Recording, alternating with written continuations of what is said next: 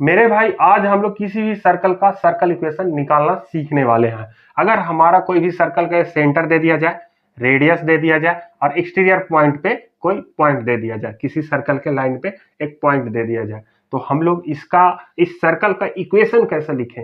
Equation तो मेरे भाई इसको समझने से पहले एक बात समझो। अगर दो पॉइंट्स दिए हुए हैं, पॉइंट ए जिसका कोऑर्डिनेट है x1 y1, पॉइंट बी इसका कोऑर्डिनेट है x2 y2।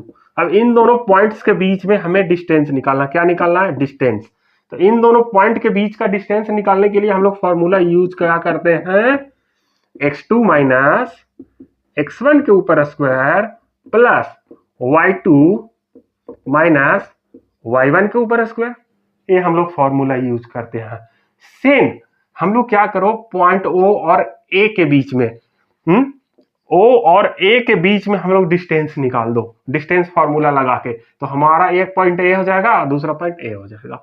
यानी कि ऐसे क्या हो जाएगा, x minus A square plus y minus B का होल स्क्वायर, ऐसे x माइनस ए का whole square plus y minus B का होल स्क्वायर। अब इसके बाद OA यानी यहां से लेके यहां तक का डिस्टेंस, इस पॉइंट से लेके इस पॉइंट तक का डिस्टेंस, यानी क्या हो जाएगा हमारा ये रेडियस r के बराबर हो जाएगा। तो r इज इक्वल टू हो जाएगा यहाँ पे।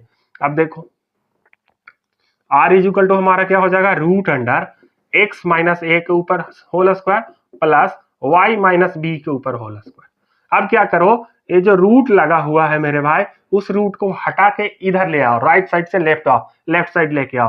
तो अब हम लोग इस रूट को हटाएंगे तो क्या हो जाएगा, इधर वाला जो r है इसके ऊपर स्क्वायर लग जाएगा ऐसे, ठीक है। और इधर क्या बच जाएगा, x माइनस ए के ऊपर whole square plus y minus b के ऊपर होल स्क्वायर, ठीक है। ये ज्यों का त्यों रहेगा। अब इसके बाद इसको ज्यों का त्यों रहने दो। अब इसे सॉल्व कर दो, a माइनस बी का होल स्क्वायर, एक फॉर्मूला हम लोग पढ़े थे ना, a माइनस बी का whole square is equal to a square plus b square plus, इसको हटा ही दो यार, ये हमें डिस्टर्ब कर रहा है, ठीक है। प्लस सॉरी फॉर्मूला क्या हम लोग पढ़े, a माइनस बी का whole square is equal to a square plus b square minus 2ab, ठीक है मेरे भाई, ये हम लोग पढ़ा है। अब इसी के आधार पे इसे ब्रेक डाउन करो, तो a माइनस बी यानी x square plus a square minus 2xa, बीच में प्लस का साइन। अब इसके बाद इसको ब्रेक करो तो y square plus b square minus 2yb, ठीक है भाई। अब इसके बाद क्या करो, जो ऐसा है वाई स्क्वायर को ऐसे लिख दो पास में, चाहो तो ये भी हमारा आंसर हो चुका है, इसको भी आंसर बोल सकते हैं, इसको भी आंसर बोल सकते हैं, इसको भी आंसर बोल सकते हैं, सब आंसर है, सब इक्वेशन हमारा सर्कल का ही है। लेकिन एक स्टैंडर्ड है जिसे हमें मेंटेन करके रखना होता है, अगर यहाँ लिख दोगे तो लोग गलत भी काट देंगे। अंतिम में सॉल्व करके जो आएगा वो बोल दो भैया ये हमारा इक्वेशन ऑफ सर्कल है,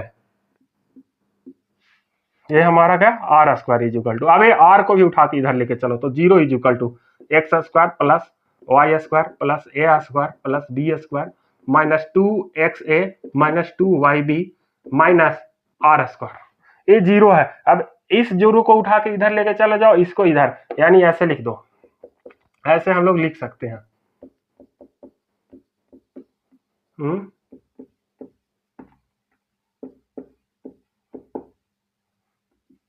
ए इज इक्वल टू 0, ये हमारा क्या हो जाएगा, इक्वेशन ऑफ सर्कल। अब इस इक्वेशन को हमारा कोई गलती नहीं काट सकता है। अब इस इक्वेशन को अप्लाई कैसे करेंगे, अगर हमारे सेंटर की वैल्यू दी हुई है और यहाँ बाहर वाली वैल्यू नहीं दी हुई है, रेडियस दी हुई है, तो इसमें सब्स्टिट्यूट कर दो, हमारा इक्वेशन ऑफ सर्कल आ जाएगा।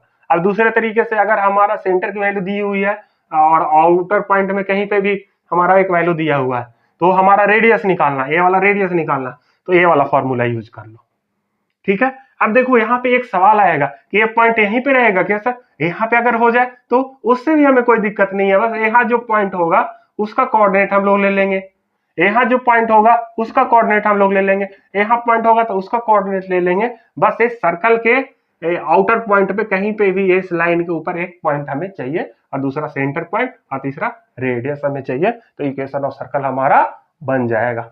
ठीक है मेरे भाई, ऐसे हम लोग इक्वेशन ऑफ सर्कल बनाते हैं।